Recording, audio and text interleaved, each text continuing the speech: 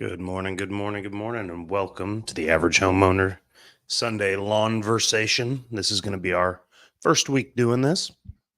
Today, we are going to talk a little bit about humic acid because there was such a great reaction to my video on humic acid when I put it down on the lawn, the Anderson's version of it. So today, I pulled up a video of science, basically talking about what humic acid is, how humus is created, not hummus, not that tasty little Greek food, although it does have Greek and Latin origins in the name. But let's watch that and talk a little bit about humic acid, what it is, where it's from, and how it's made. In order to understand humic acids, we must first talk about humus. If we analyze the topsoil from this sample of farmland, we find that it is comprised of approximately 45% minerals, 50% air and water, 2% plant and animal remains, 2% humus, and less than 1% living organisms such as bacteria, fungi, and insects. The formation of humus is a continuous cycle. The first part is the breakdown of organic matter into its basic components by decomposers like fungi, insects, and bacteria. Along with decomposition is the slow degradation of rocks and minerals by natural weathering and rock-eating organisms called lithotrophs. So lithotrophs The second part transport of this cycle bacteria, is the nitrogens, and things reformation of that these inside broken of down your lawn particles into a soil variety of has. chemical compounds, collectively called humus. Eventually, these compounds will break down into Dinosaurs, molecules that Greek are very chemically animals, stable mammoths, and resistant to further decay. dogs. These complex molecules are known as humin, fulvic acids, and humic acids. Now that we have a basic understanding of the origins of humic acids, let's talk about their relationship with plants. Exactly where we Humic begin. acid's high carbon content provides food for microbes, thereby improving the soil ecology. But their primary benefit for gardeners is their ability to chelate nutrients. The word chelate originally comes from the Greek word chele, meaning lobster claw. This refers to a molecule's ability to hold on to ions. Molecules of humic acids are negatively charged because they have lost positively charged hydrogen ions. This creates spaces on the molecules where positively charged particles, such as iron, copper, zinc, and manganese, can attach. So The basically, root all the stuff systems that of our plants yards are need also to get the negatively nitrogen, charged, the but have a more phosphorus. powerful charge than that of humic acids. As a result, the humic acid compound is drawn to the plant root.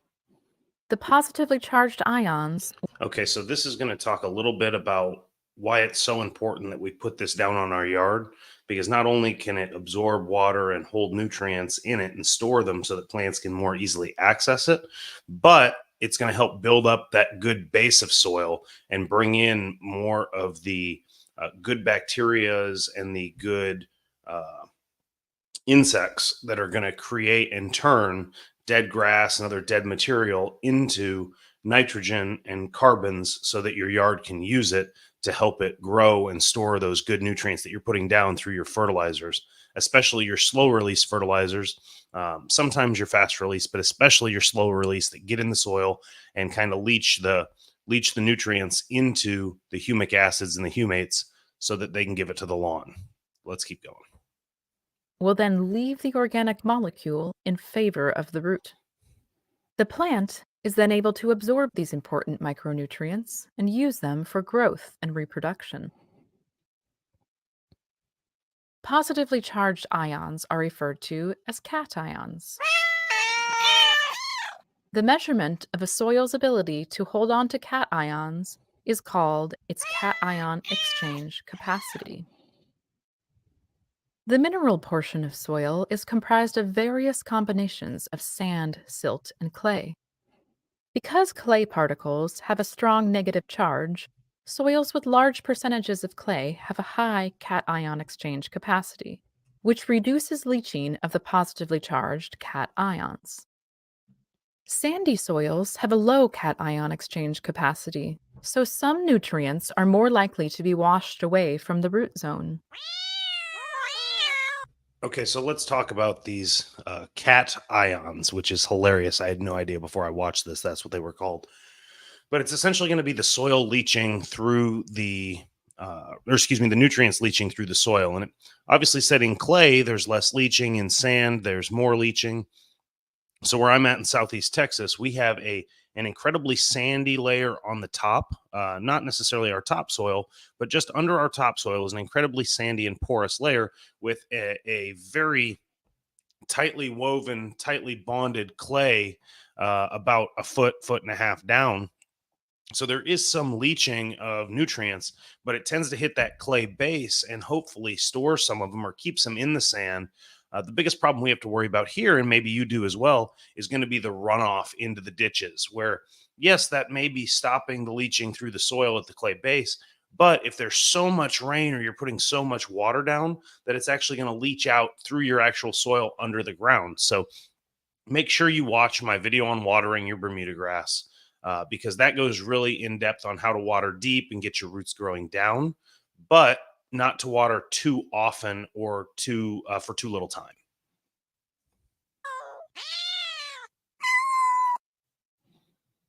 Because of their ability to chelate cations, humic acids may have the ability to raise the cation exchange capacity of soil, making nutrients more readily available to plants and making fertilizer applications more efficient. For this reason, we add humic acids to most of our down to earth fertilizer blends. Okay, and this was If you obviously prefer to done add by fertilizers the Down to Earth individually, we Fertilizer offer Company, several which I don't options to endorse incorporate or know humic anything products about, into your but garden. they did have the best Our granular explainer humic video acids on are humic best acid. mixed directly into the soil. For liquid and foliar applications, use Okay, so I think this is going to kind of be just more of an explainer video than anything. So they are clearly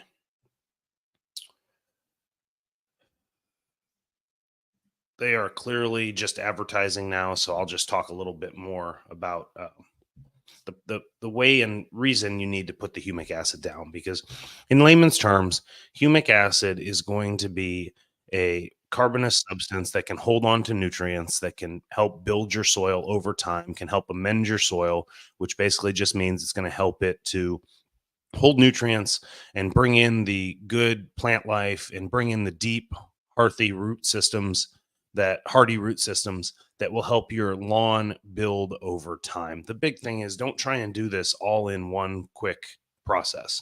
You're not going to be able to fix your lawn in a day, a week, a month. It's going to take a year, 2 years. Yes, you can get very green grass. You can put down fast release, high nitrogen fertilizers that will give you a very green grass very quickly.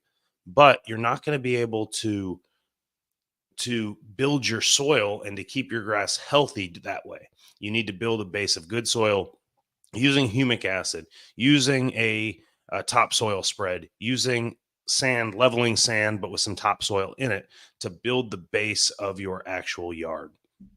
So, in future videos, we're going to go into depth about how and when to put down humic acid and fertilizer. And we're going to break down how to put down and where to put down topsoil and leveling sand mixes to bring up your yard so you can cut it with a reel mower.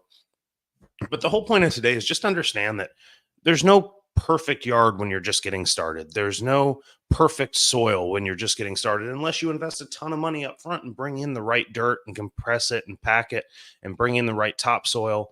Realistically, that's just not going to happen. You're going to buy a new home. You're going to get new sod. You're going to build a new home and have sod put over top of a sandy clay. You're going to have to figure things out as you go. And if you are afraid of trying new things and testing new things, and if you watch some of these people on YouTube or read the bags at the big box stores, just put down this complete fertilizer. This one does weed and feed. This one does this. But if there's nothing to hold those nutrients in your soil, you're kind of just throwing your money away. I mean, it's like putting down paint and washing it out of your yard while it's still washing it off the house while it's still wet. Like, you just wouldn't do that. You wouldn't paint in a rainstorm, just like you wouldn't fertilize in a rainstorm. You need to wait until you have dry soil and then fertilize it in. That way the ground can actually absorb it and reduce runoff. So let's just be open to using humic acid, be open to using humates.